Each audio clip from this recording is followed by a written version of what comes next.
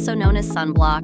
Sun lotion or sun cream is a photoprotective topical product for the skin that helps protect against sunburn and prevent skin cancer. Hence, choosing a mineral sunscreen over a chemical one would be the best bet. What are the main goals of sunscreen? The goal of any sunscreen is to help shield your skin from harm caused by exposure to the skin. How long does sunscreen last? Once applied, sunscreen is effective for up to 2 hours or less than swimming, sweating, or toweling off. Does sunscreen expires? Yes, it does, which is why there is an expiration date on the packaging. Sunscreen are often left exposed to sunlight and extreme heat for hours at a time. How to apply sunscreen? A question I get asked all the time. There are 2 types of sunscreen, physical and invisible. I like a physical sunscreen that gives a white layer on a face. It is difficult to choose sunscreen according to your skin. Take a sunscreen and pour it on your hand and mix it well, then apply smoothly on your chin and mix it roundly.